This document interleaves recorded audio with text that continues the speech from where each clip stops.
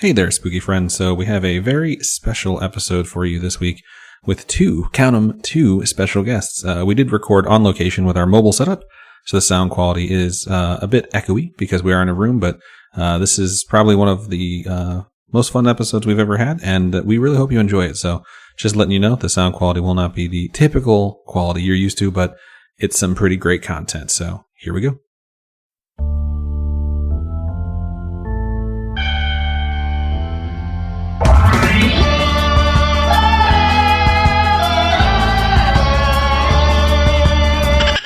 Hey there, spooky friends, and welcome to a special episode of the Scaryish podcast. Woo! We have two special guests this week, which is, I was going to say it's special, but we have had previous episodes where we had two special guests, but these are very, very special guests because they have some fascinating stories that we're going to get to share, hopefully, today. Yeah, I'm very excited for this episode. I think our special guests are slightly nervous, but I think that always happens with the show, and they wind up coming out really good. So I am honored to be doing the intro for this. So we're going to have two guests, and we'll do introductions for both. So we'll start out with 911 Girl, who is a frequenter on all of our live shows, and also Robin's aunt. So thank you so much for being here, 911 Girl. Hello, everyone. So we have her on because she is a 911 dispatcher, and we have questions, and we're going to try and get some stories out of there. So this is definitely going to be a more true crime heavy episode. My first question is it dispatcher or is it like operator? I like that you jumped into questions before we could get our second guest introduced. I'm just curious. Yeah. Which is ironic because we also have JT here as well. Thank you for joining us, JT. Thanks. Talk louder, bitch. Everybody. Jesus.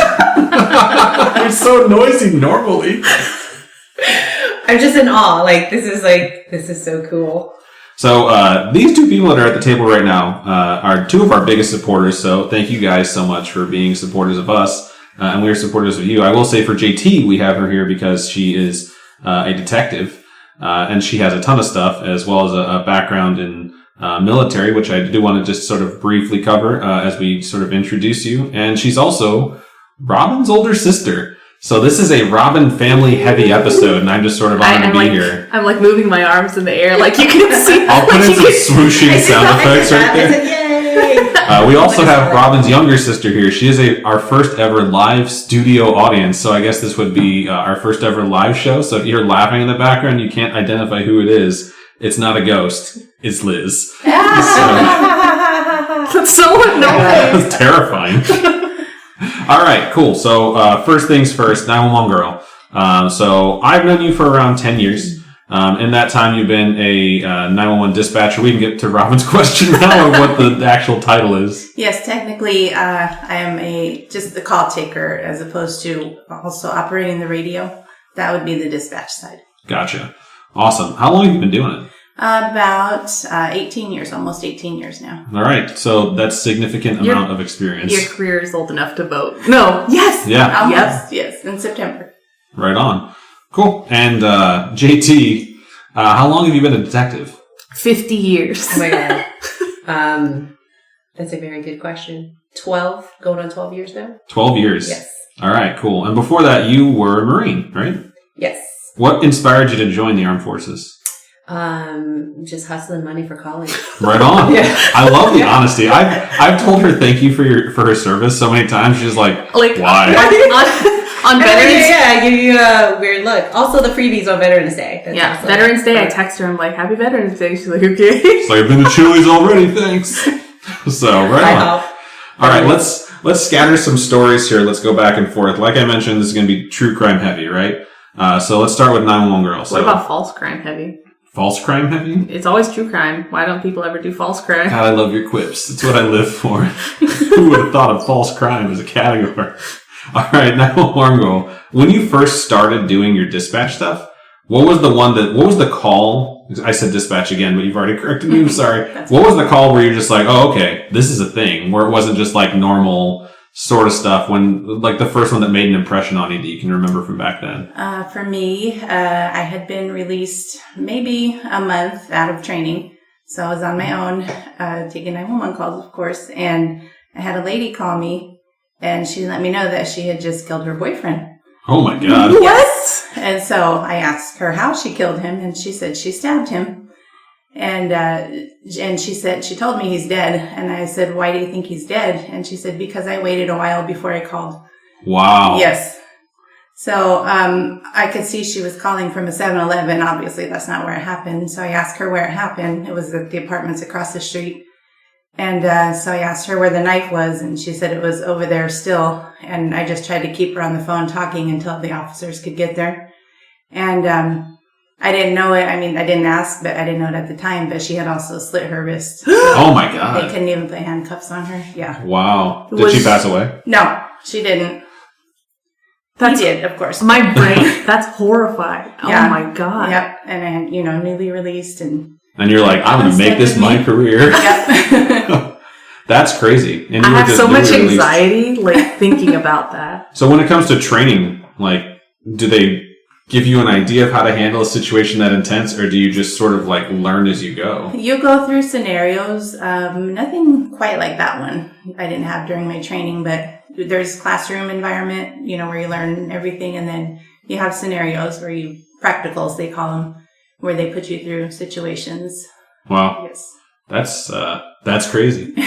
I can't even. I have a question. Yes. Do you ever get like, I feel like there's a persona that you have to have. So like some days, like, are you extra bubbly and then you get hit with a call like that? Like, how do you handle that where it doesn't seem disproportionately awkward? I mean, I felt more that way at the beginning, but now, I don't know. I kind of feel like just kind of go on with the next call, Oh, gosh. Yeah. I mean, there are some things that do affect me still, but... I've heard that mentality from doctors, too. I have a few friends that, like, went into medical school, and, like, it's funny to say because it's such a silly show, but, like, a show like Scrubs, like, they told me, like, they relate to that show more than a lot of the other dramatic shows because they show, like, the silly side of being a doctor, and there's a specific episode they reference where they tell jokes too much and someone gets offended, and they eventually say, like, we tell jokes so we can move on to the next thing. Yes. Because the younger doctors don't understand why they don't take things seriously enough. It's like, I have to go tell that family this person's about to pass away, and then I have to go and do my job directly after that. Right. So I think that's kind of like high stress scenario jobs probably has something very similar. So I know my mom, she was a court reporter, and she's told me stories about before, like, she would cry when she would, like, capture, or she would, like, be stenographing for whatever cases came in, and then, like, slowly but surely she just stopped crying about a lot of them, and then the only ones that affected her were, like, kids. Yes. And she would just, like, keep her head down and, like, keep typing, and she'd just be, like, silently crying because she had mastered crying in the courtroom. So another thing like that. All right, let's hop over to JT. So you got out of the Marine Corps. Yes. Did you know right away that you're going to become a police officer? Absolutely not. Really? Yes, because I think at the time, I remember sitting ironically enough, we're at the bar, and everyone's like, what are you going to do? Like, what's the plan? I was like, I don't know. Like, I don't want to do this anymore because it's that we had just gotten back from deployment being overseas. So they're like, you should definitely get into business. Like, we make a ton of money. I was like, oh, that sounds like something I want to do. Just make money. Jesus. So I ended up like, and I had my degree. I don't think I had it at the time, but I knew I was gonna go back to school and finish it out. Being a pharmacist or a doctor or a lawyer, like all the aspirations of my family.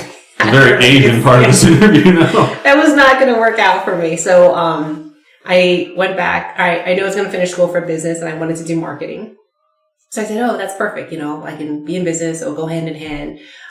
Make baller money. Yeah, that never happened either. So then it just kind of worked out that way. But I do remember like interviewing. I remember thinking like, yeah, it's really like the structure, the discipline, the rigidity, the schedule, leadership and command. That was all things that I enjoyed. So the structure you were familiar with for your life, yeah. So kind of made sense. Right. It just kind of fell. But no, that it was definitely never something that I was like, yeah, this is what I'm born to do. It was absolutely not. This is my calling. Yeah. I've been touched. No, I feel like you got out and you're like, I want to make bank. And then you realize your thirst for power was greater than your thirst for money. Exactly it. There you go. Okay, cool.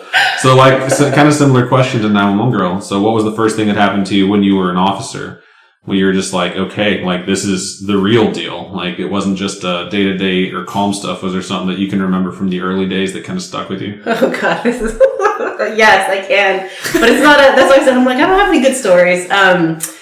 So I went out on a call. I partnered up with like a senior, I think she was a sergeant at the time. And she's like, hey, we just got to go look for this witness for because I had worked for the prosecutor's office in New Jersey.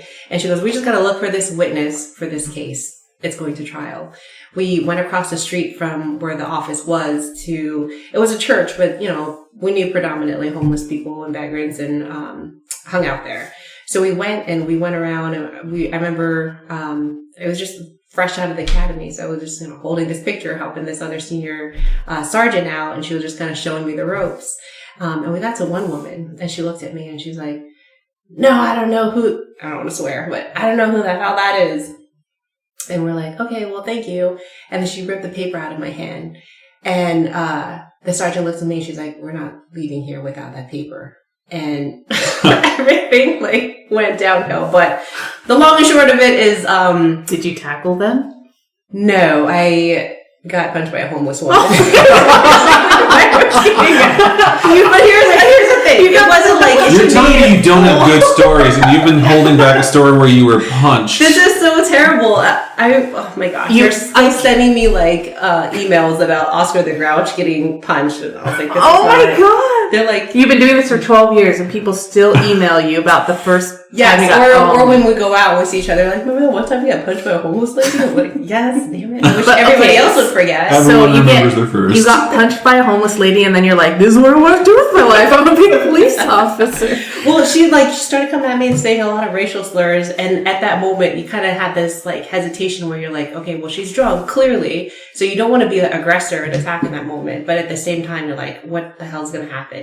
And I swear it was slow motion when it happened. I can see her fist coming. I was just like, okay, this is happening now. But she didn't make full contact, so she was drunk, so it kind of grazed my forehead. But still, there was assault on an officer called out, and then a whole bunch of patrol officers showed up. It was embarrassing. But that's the one that stuck with you. That's the one. It's kind of funny too. Stuck with everybody else too. You always say you don't have good stories, but it's every job I've ever been at, I don't have a lot of success. If I go to a job and you're like, tell me about a success, I'm like, I don't have any fucking successes. Do you want to hear about my trauma? Yeah. Because I can talk about that. And that's the funny thing about true crime, or false crime, whatever I'm calling it now, as an entire genre, is you listen to these horrific stories and you're entertained by it. It's just sort of the macabre, as you pronounce it. Yes. It's the fascination. We get toll. Everybody else will take a toll. I'm sure the audience will take a toll. Macabre. You mean a poll? A poll. She's very traumatized. Everything's taking a toll on her. She got punched a little too hard. Yeah. So we know where to blame that one on. All right. I have more questions. Do you have any questions that you want to jump in? No, I'm fascinated. I'm just I don't want to hog it. I don't want to feel like I'm conducting the interview. No, you do you. Okay, cool. So I want to pop back over to 911 Girl. So yours happened pretty quickly and was super intense.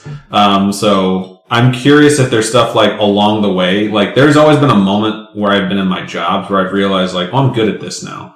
Where it just sort of clicked I can handle this. And sometimes it happens in 3 months. Sometimes it happens in a couple of years. Do you have a moment where you realize this is what you do? This is kind of what you own as your career? Honestly, it probably took, I think, over a year. The whole first year, I was doubtful. I was thinking I should go back to my old job. But then, once I got through that first year, it seemed to click more. What's the best piece of advice you can give someone who's entering that career path? To be able to adapt, because there's a lot of changes that happen. Just hang in there. Yeah. Everybody's there to help you, as opposed to right on some other jobs where they're not. Before we jump back over to JT, I'm curious, because Robin and I talk about this a lot. We've asked you this off mic before, too. So there's this show called 911. And there are a lot of dispatchers on that, like Jennifer Love Hewitt, and then I don't know the rest because she's the only one that matters. But she often walks away and takes coffee. You haven't watched 911 Lone Star yet. I've watched some of it. I don't remember the names of the characters. I love her. That's the chick who dates Hoyt, right? Yeah. Yeah, she's awesome, too. So, okay. I think that's his name is Hoyt Forever. I think that's the most I've seen depicted of that particular role. So how horribly inaccurate is it? Like, name off some of the things when you watch where you're like, I can't take this right now. I mean, it could be different at other agencies, but at my agency, you can't just take one call and then walk away. You have to, we're right now, as most places, we're short on staff. So we have to sit there several hours and take call after call after call. In my position, you know, if you have radio, sometimes you'll get put on the radio for a couple of hours, but if you're on the call taking side, you just sit there and take call after call after call. Right on. So the most recent episode of 911 that I watched, Jennifer Love Hewitt just sits down at the table, puts on her headphones, and immediately she's like, 911, what's your emergency? Or whatever she says. Is it that fast when you sit down and it's just immediate? Yes, pretty much. I feel bad now ever calling for 911. I'm curious, is there ever slow days or is it always just busy? It's like I've heard like UPS workers or FedEx workers or Amazon workers, like there's never a lull. Has there ever been a day where like crime took a break? Earlier on, not technically, but we would call it summer mode and winter mode. Because like in the summer, when it's hot outside, it seems like it was a lot busier. And then in the winter, not so much. But now there doesn't seem to be much of a difference. Really? Mm-hmm. It's that climate change that's really affecting the crime. JT raised her hand. What do you... Oh, did crime ever take a break? I just raised my hand, so I was like, no, but I did. She's on vacation right now. Crime doesn't count. I was running red lights. She couldn't say a fucking thing about it. So, okay, let me hop over to JT. She literally said she's above the law. No, she said I was above the law. And then Liz had that shirt on. You're like, did you see? I was like, no, I'm not on the job. Detective right mode now. is turned off. That's correct. Okay. So, JT, tell me, when was the moment... Not doing it again. When was the moment when you realized that this was Get out of probably here. something that you were like dedicated to? This is totally being edited into the episode, by the way, so I forgot to ask her. Oh, come on. No, seriously. That's a really great question, Adam. So glad that you asked. No, honestly, like, it's funny, because what did you say, like a month? No, a year, right? A year into the job. And I was like, wait, and I was like, I got a good one for this. For me, it literally felt like 6 months ago. About 3 to 6 months ago. And all of a sudden, I'm like, this is it. I feel like I keep fighting with my spouse. Like, he's like, why are you, like, I always feel like you get pulled in a million different directions. And then one day I just told him, I'm like, because this is my calling. Like, I don't know what to tell you. I'm convicted to do this right now. And, the crazy thing is, it's like, you start to see so much stuff and I feel like imposter syndrome is like such a real thing. And I was kind of felt like I am an imposter. My badge is just this nice little piece of plastic. I like the fake it till you make it thing, where it's like you're trying to figure stuff out along the way, and then you have that moment where you're like, I'm not faking it anymore. Like, I kind of know my shit now. Did I make it? That's how I feel. I'm like, oh my God, maybe I did make it. But yeah, it's just like a crazy, really, it's like a critical shift. And it's like this kind of a mind shift or like a mindset. And then you kind of start to settle into it a little bit. And then shit happens in the real world. And you're like, ah, damn it. I guess I was wrong. Maybe not, but it's cool. No, I think you're definitely getting there. I was telling you earlier today too. It's like, eventually, I don't know the ranks. I mean, I probably should, but I'm pretty sure there's a promotion where eventually you become Batman of New Jersey. Yeah. So once you get there, I'm going to be very, happy that you're there. And, the people in New Jersey will be safe knowing that you're prowling the nights and protecting the streets. So, I mean, there's still certain things though that I'll absolutely say I 100% suck it. I don't think I can ever do undercover. And that's just, really? I mean, come on. Like, really? Can you imagine me trying to buy drugs from somebody? You just giggle the whole time. I know, I would like some controlled dangerous substance. I would like some drugs, please. Two, please. If you have it, great. No, there's just some things I'm Do you not. have any supplies? Yeah. You would probably actually start telling them how to run their drug business better. Oh gosh. Like, this is how you up. you do have your that capital. business degree, right? Yeah, there you go. Marketing degree, come right It'd be into like play. a new version of Breaking Bad, but it's about the business side. Breaking Good. Breaking Good business. Fake crime. I love it. Fake crime. All right, so I do have a specific question for you now. Okay. So when I met you you were in a different specialty when it came to being a detective. Okay. And I think that's the one when I mentioned to people, when I'm talking about Robin's sisters, I'm like, oh yeah, and she does this. They always jump to Law and Order SVU and that specific character whose name I never remember from that show. And they're like, she's like so-and-so? I'm like, sure, that sounds right. But yeah, you were in the Special Victims Unit, correct? Yes. Okay, so I think a lot of the stuff when we cover true crime topics, like we get to certain points, we're just like, all right, like this sucks. Sometimes we skip details specifically because we're like, this is rough. How long were you in the Special Victims Unit? Let's see. It felt like a long time, but I spent 6 years at the office that I started with, and probably I want to say like the last 3 years. So that's a lot. That's the majority of your career then. Yeah, I think so.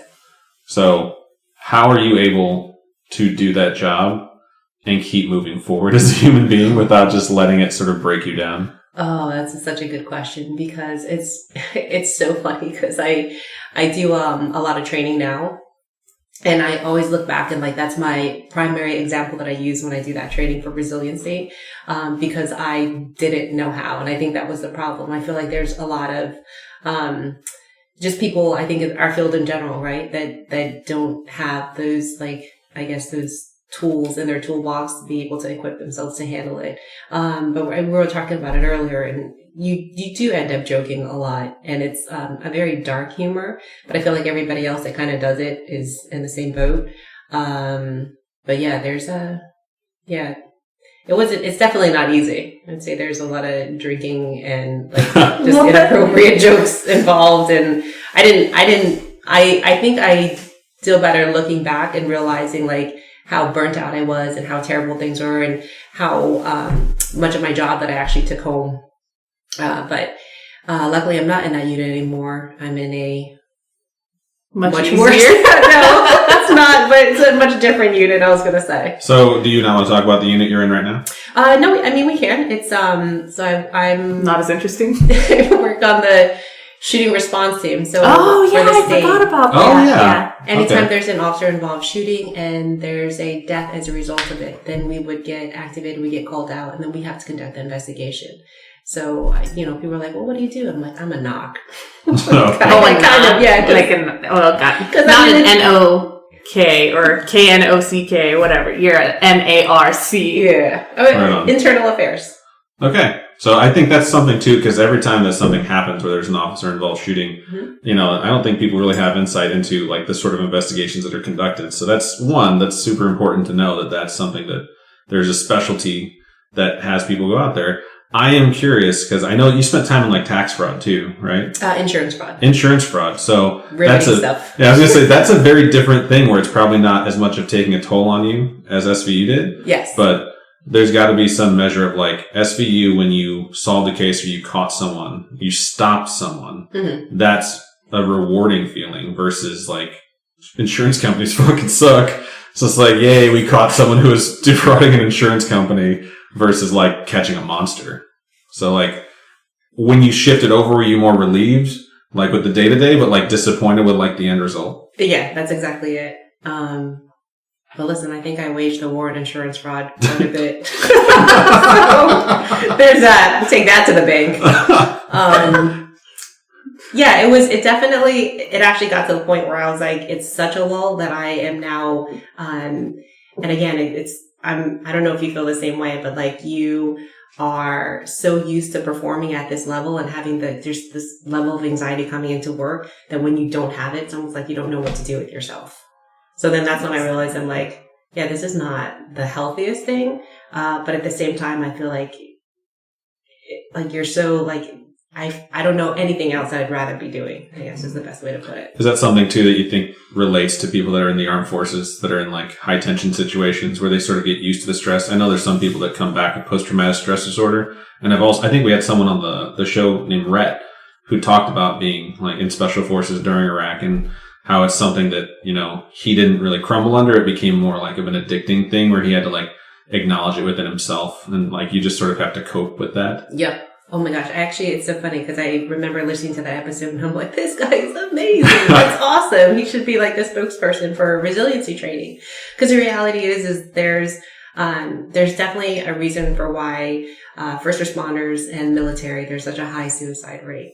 And I think it goes back to that. So, you know, once you kind of get to the point where you do understand, like, it might not be the healthiest, but then you find healthier ways of coping with it, it certainly kind of changes the dynamic a bit. Right on.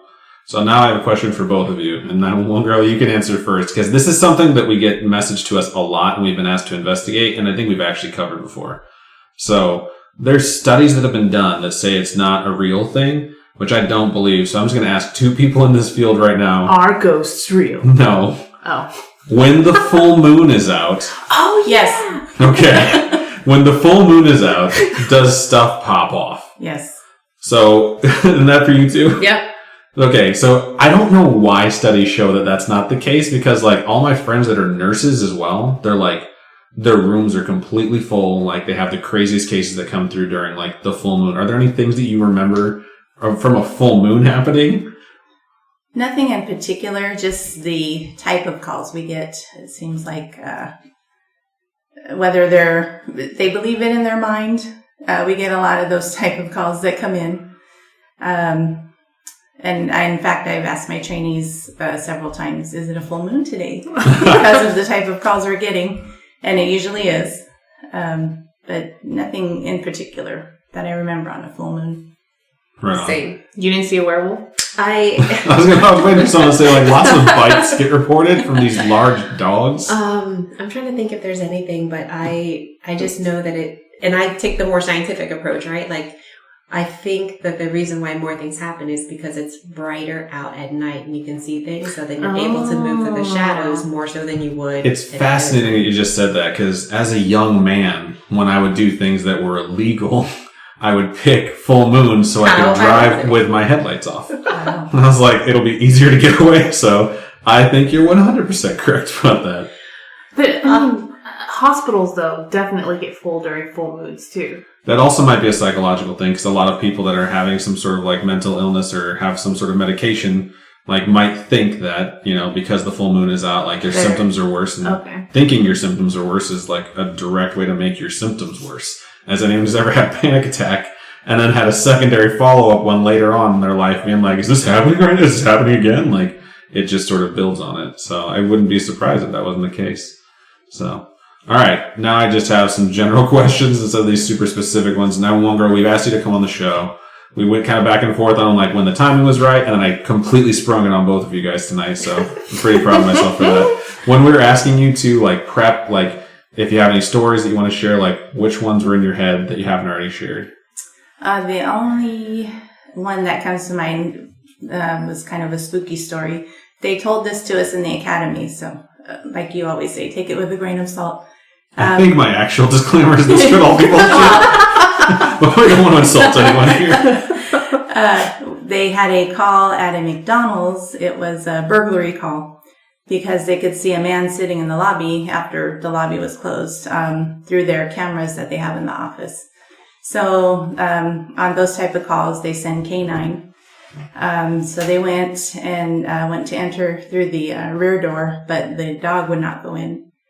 And, oh my God! Yeah, like they could sense something. The officers could see on the camera the guy sitting in the lobby. Some other officers went out to the lobby, were walking around him. They couldn't see him in person. Wow. Yes. And but they could see on the camera the officers walking around. They could see the officers walking around. They could see the guy I have chills. It's horrifying. I'm so glad we're staying in an Airbnb right now in a very unfamiliar place so we can all feel comfortable tonight. That one is absolutely terrifying. No. I totally should have gone first because that was a really good one. You're like, damn. I'm like, oh, okay. So I think two come to mind. The first one is for one job, I went to go to a place, like an older bar or restaurant, to pick up surveillance video. And I just happened to be there because we had to, watch it through and then get like a particular time frame that we're looking for. And when you're sitting there and you're kind of just watching it, you just kind of end up like BSing with whoever's there. And he's like, yeah, this place is haunted. You didn't know? And I was like, no. It's like, thanks for sharing that. Yeah, that's how I felt. So he goes, yeah, check it out. Like, and then he just kind of ran through. So he's like, I've been working here, and like these things will happen, and doors will shut, or like people come in, they work for a few shifts, and then they end up leaving. And I was like, oh, that's interesting. And he goes, yeah, sometimes you can see it on the cameras too. So then at that point, I was like, all right, well, I'm in it now. I'm game. Let's see it. Were you worried about seeing the ghoul on that footage and then him following you home? That's the thing. I didn't know what to expect, but I was just watching, and he goes, oh, there. You gotta look at it. You'll miss it if you don't, like. So we rewound it, and I was like, what am I looking at? And I've always been so bad with these things, right? When someone else says where it's like one tiny little thing that moves. Yes! You know what? And it was like, to me, I'm like, that just looks like a dust mote. So once I saw it, I'm like, okay, that's it. He's like, you see that? It's just a weird light. Like, where did that light come from? And he's like, it always happens, but it's only in this camera.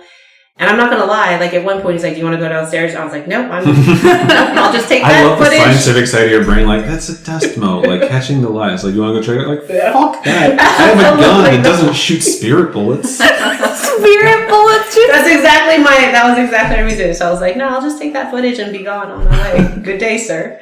So there's that. And then the other time I can think of is an autopsy I had to go to.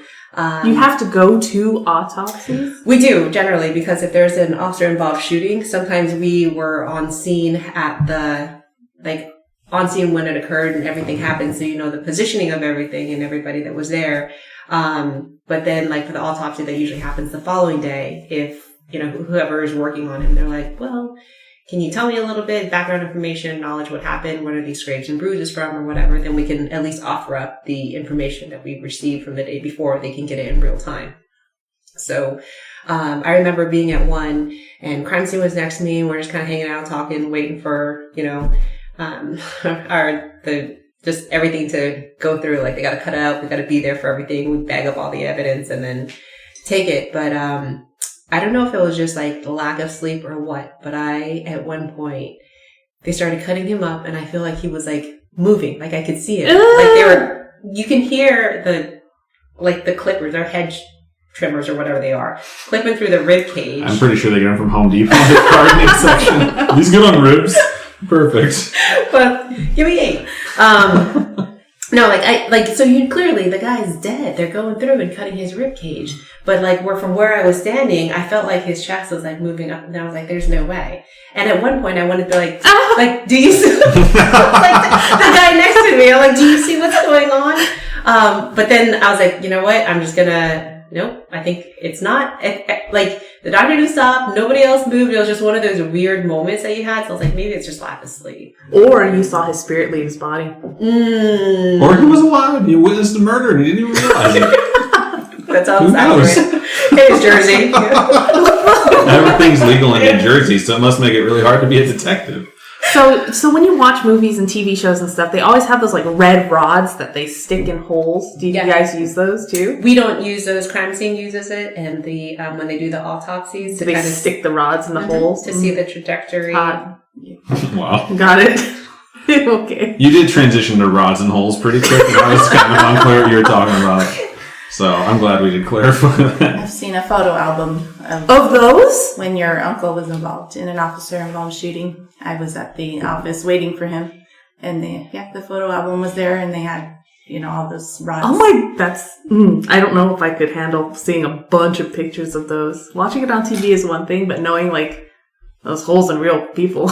Oh yeah. That's always like, I feel like it's like anything else. I can still bring the first time, and then just like, you know, after a while, you're like, have you ever had to stick your fingers in somebody else's hole? Not recreationally. Not recreationally. I was like, but like, with this. I mean, you've been, you know, you were deployed and stuff like that. Have you ever had to like do that?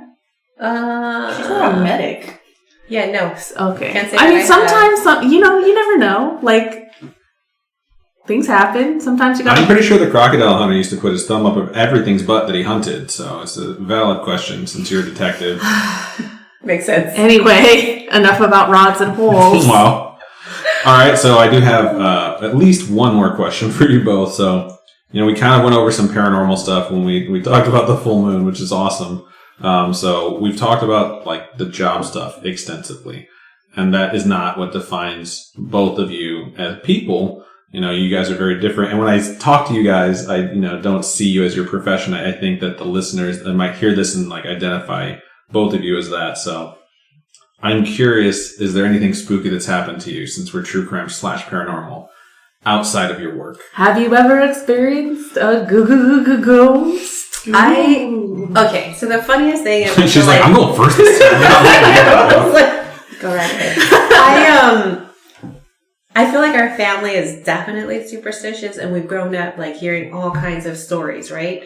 And I remember like being a kid, like my daughter's age now, and just like hanging out and like listening like that. It's really crazy.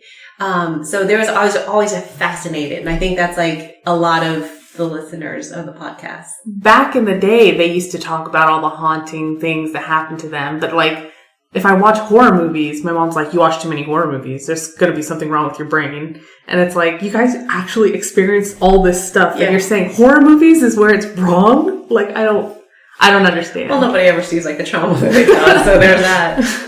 But I was always fascinated by it, and I think there's a part of me where I'm like, I would like to experience it.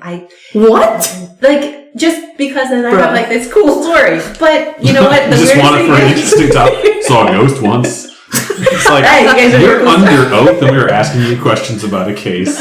You're like putting your Ouija board away like, sorry, wrong crowd, I guess. But no, nothing has ever happened, so I don't have any cool, like... Never. Not once. I can't think of Not one. even when you were a kid? Living with grandma? Nothing? Is there one that... I don't remember one. I don't know. It's possible she's blocked it out. Yeah, that too. I feel like you're asking me because you're TikTok like, there is one, but I don't want to talk about it. You know, No, I don't want to talk about it. No, I legit can't, I can't remember. That's what I'm like, and maybe I am blocking it out. Because I always did say that. I was like, maybe nothing ever happened because I'm too weak. And if it did, I feel like, oh God, I'm going to die of fright. Oh my God. So maybe that's why. But I don't think I can remember any. We're talking about this and I'm looking up and there's just this painting of haunting horses. They're just horses. They just seem scary right now because of the topic of conversation. 911 girl, anything for you? Not to me personally that I can think of, but your uncle told me about, I don't know how long ago it was, so I don't know if you guys were there, all of you. But they were staying in Saigon, I think, and the girls had one hotel room and all the boys had the other hotel room. And there was a shared bathroom in the hallway. And there was, like, for the door, it was like frosted glass. And he said he could see, like, shadows walking around in there.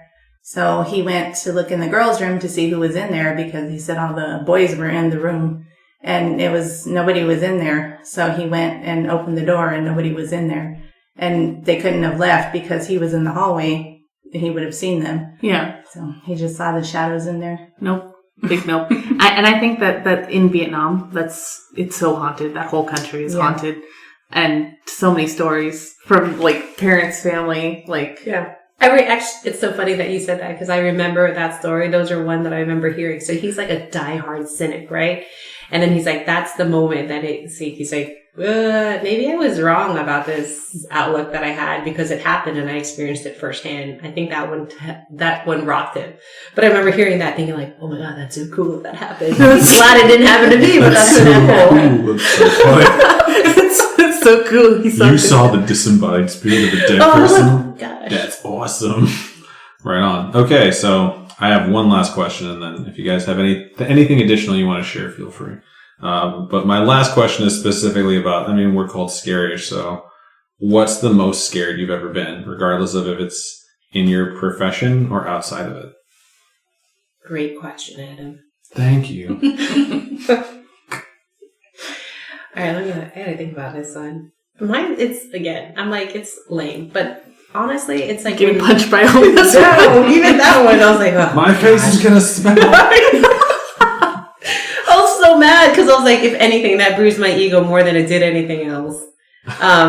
But okay, so the scaredest I've ever been is usually anything that has to do with like the kids. I knew it. Yeah, I knew it's 100%. I feel like I swear I lose years of my life, every time I hear like a thud or a thump by the stairs, I think somebody took a tumble, or when it's like that, like ear piercing scream, like someone's definitely hurt, and you're like, oh, geez, this is. And then it turns out someone pulled someone's hair. Yeah, so it's always like it's one of those things. But I always feel like this like moment that it just grips you with fear, and it's almost like you lose your senses for a little bit, like you're a little discombobulated because you just had like this, you're just rocked by it. But that's the only thing I can think of. Fair enough.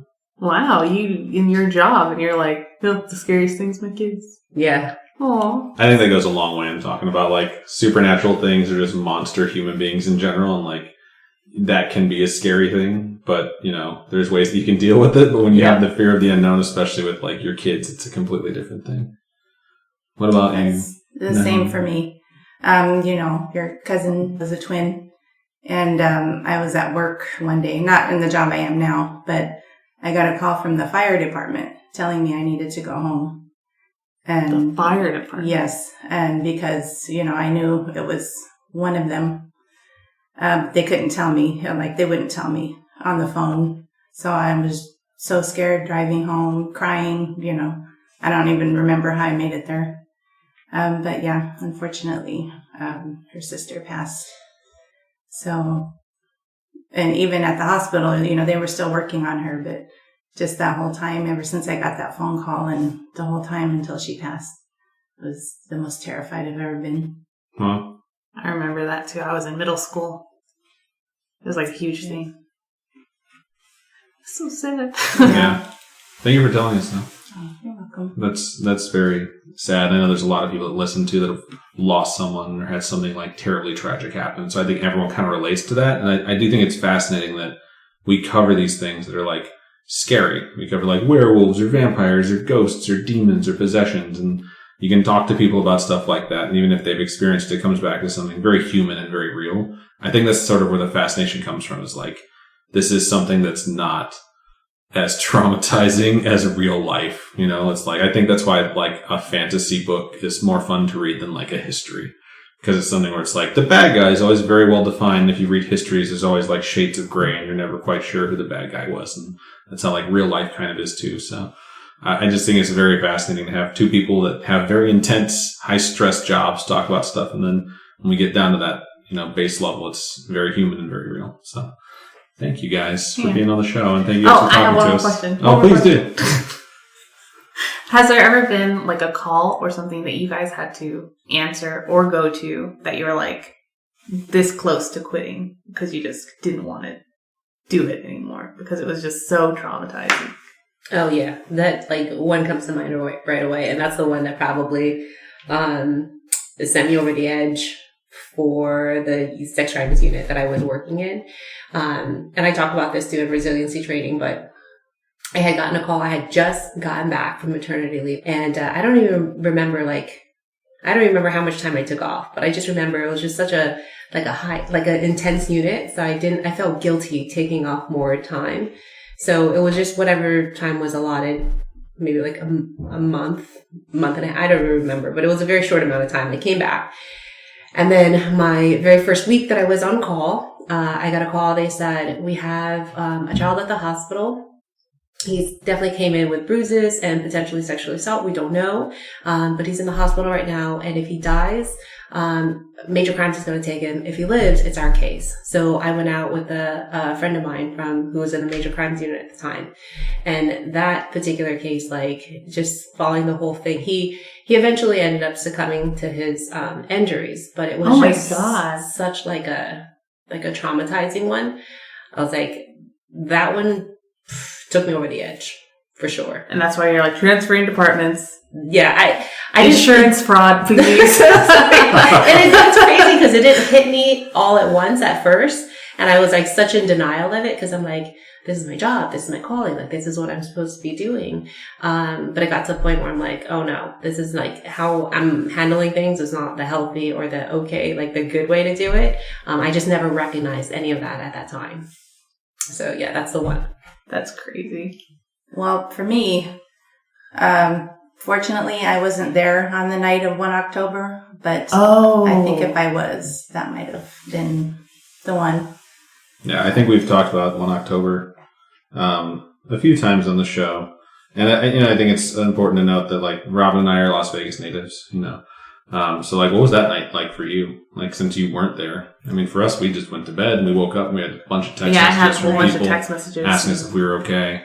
I got a text message from one of the supervisors at work asking me where Route 91 was being held. And I told him it was across the street from like Mandalay Bay and Luxor. And she told me there was an active shooter. And at the time, we had a police radio because your uncle. Yeah. So I just started listening to it, and it was, like I said, if I was there, I don't know if I would have been able to handle it. But yeah, it was surreal, if anything. Like, couldn't believe it was happening. When everyone was texting me, I was just like, I can't believe what's going on. Like, I was so confused because everyone's like, oh my God, are you okay? Where are you at? Like, what's going on? Like, I have no idea. Like, what is going on? Yeah, I remember driving to work the next day and like, I woke up, I had all those text messages and I was like, we're fine. I got in the car and I was driving to work and I always listened to like, either a podcast or music on the way. And I was like, I just want to hear talk radio. I just want to hear what they're saying. And I realized things were messed up because every radio station, like even the normal radio stations, they were not playing music. It was all they were talking about. And they were taking calls from people that were like there or had lost someone, and just listening to people, like the chaos that ensued and them talking about like, most people know this, but Las Vegas is in a valley and the strip is basically like the middle. So sound echoes. So because of like the echoing, people thought there were active shooters all up and down the strip, and that it was a terrorist attack. And that really latched on to conspiracy theorists that can just go fuck themselves in so many ways. And the false flag and all that stupid bullshit that came out of October 1, because people were like, oh, these are crisis actors. It's like, there's not a person in Las Vegas that you can talk to that doesn't know someone or knows a friend of someone who died or was shot, because there were so many people affected by it.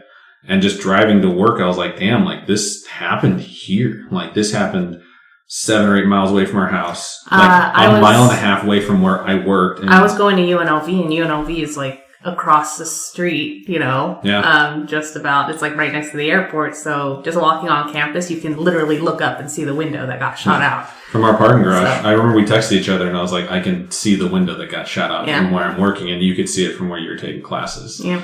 And then I sat down for work, and I remember there was this guy that sat next to me, and we both have very dark senses of humor. We sat down, we weren't really making jokes about anything because we were just like, man, like this is crazy. And people started coming to the office. I think we both started at 7, and it was like 7:30 or 8.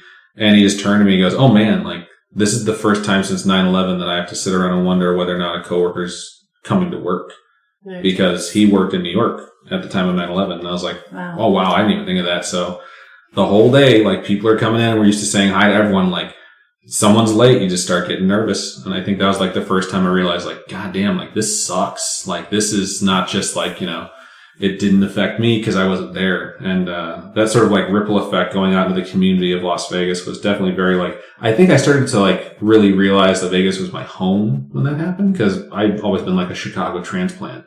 And after that, I was like, oh damn, like this is where I live. Like this is where this happened. And so when I saw like fucking stupid conspiracy theories coming from people like back in Northwest Indiana, like this is all a false flag, I was like, I have this like no social media policy of like saying mean things, and I just had like huge rants on people saying like, you can go fuck yourself, like I hate you so much. So it was very like surreal for sure. I can't imagine being in law enforcement. I have friends that were security that were called from other properties that weren't even part of Mandalay or the chain of hotels, that literally got calls and they're like, everyone get to Mandalay right now. Yeah. Like everyone needs to be there. Yeah, uncle was there that night. It's just crazy. Like it's really crazy to think about. So, but it's super duper scary. Yeah. It's crazy how many people in our family are law enforcement, like involved in law enforcement. We were joking that this is like the law enforcement symposium, like the first annual law enforcement symposium. We're like, well, there's more people that are, in town right now that we could have even included, but this room's only so big and there's so much echo already. So, but right on. All right. I think that's probably going to be about everything. And if you guys ever want to come back on the show again, absolutely. So thank you, Now One Girl, for being here. Thank you, JT, for being here. And if you want to give me some of that sweet, sweet business knowledge you got all up in there. Yeah, definitely. We'll talk off air. Yeah. You have the business knowledge, and I'll just take a badge that I can use because I crave the power. So, all right. Right on. If anyone has any stories they would like to share with us, it doesn't have to be true crime or paranormal. It can be anything that's, supernatural, coincidental, extraterrestrial. Feel free to reach out by emailing storytime@scaryish.com. Hit us up on our social medias. Twitter is @ScarishPod, Instagram is @ScarishPodcast, and Facebook is facebook.com/ScarishPodcast, or go to our website, scarish.com. Click on Contact Us and fill out that form and send it to us. Robin, for folks who would like to donate to us, how can they do so? You can go to patreon.com/ScarishPodcast, and those are monthly donations. Tiers start at $1. A whole bunch of different stuff on there. And if you're not into the monthly donations, you can go to ko-fi.com/ScarishPodcast. Right on. So that's everything we have for episode 237, the first law enforcement symposium that we've had.